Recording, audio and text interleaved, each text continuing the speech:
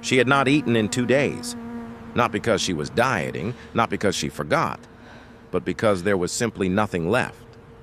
The last few coins in her coat pocket were just enough for a small meal at the diner on the corner of 5th and Maple, the one with the cracked neon sign and the smell of bacon grease that drifted half a block down the sidewalk.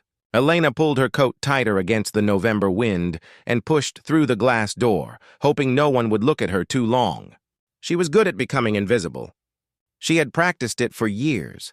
She slid into the last booth in the back, the vinyl seat patched with electrical tape, and ordered the cheapest thing on the menu, a bowl of tomato soup and a bread roll. The waitress, a tired woman with kind eyes, brought it without comment. Elena wrapped both hands around the bowl and let the warmth travel up her arms. For a moment, that small restaurant felt like the safest place in the world. Then, the three men walked in. They were loud from the moment the door swung open, their laughter filling every corner of the room. Suits and expensive watches, the kind of men who believed the world had been built for their comfort. They took the table nearest to Elena without asking if anyone minded, and they ordered half the menu, bottles of wine included. She kept her eyes down and ate her soup slowly, making it last. It was when she reached for the bread roll that one of them noticed her.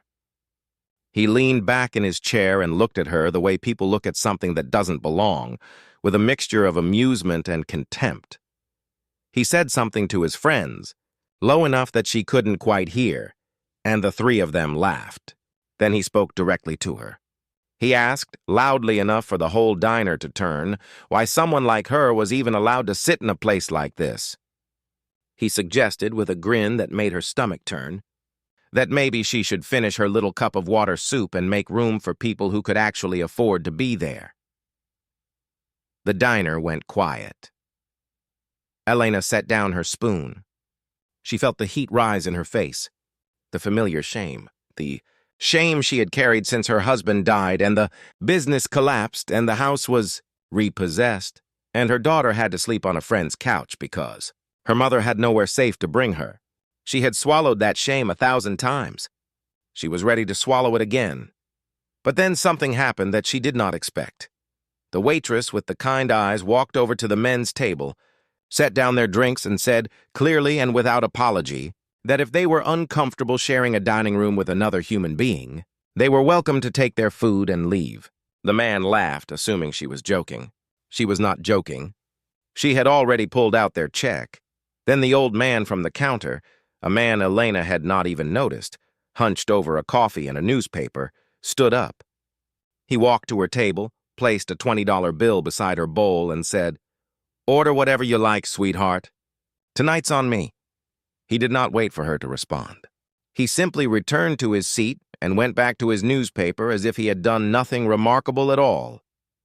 What happened next stunned everyone.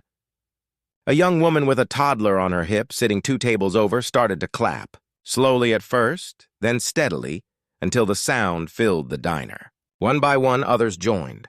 Not a roaring ovation, just a quiet, firm kind of applause that said, "We see you, and you matter." The 3 men in suits left without finishing their food. They did not leave a tip. Elena sat very still for a long moment. Then she cried, not from humiliation, but from something she had almost forgotten the feeling of. She cried because kindness, real kindness, has a way of undoing you completely. The waitress brought her a grilled cheese sandwich and a slice of apple pie, also on the house, and sat across from her for a moment when the rush died down. Her name was Carol. She had been working doubles for 3 years to put her son through college. She told Elena about a community center 2 streets over that helped people rebuild, resumes, housing referrals, job placements. She wrote down the address on a napkin and slid it across the table. Elena went the next morning. Within 6 weeks, she had a part-time job at a nonprofit. Within 6 months, she had saved enough to bring her daughter home. She never forgot that dinner, not the cruelty, but what came after it. The old man with the newspaper. Carol with the tired eyes and the ready kindness. The woman with the toddler who started to clap. She thought about them every time life felt impossible. And she thought about them every time she had the chance to help someone else. Because that is the quiet truth most people learn too late. that small acts of decency are never really small. They are the whole world, passed from one pair of hands to another, keeping something essential alive.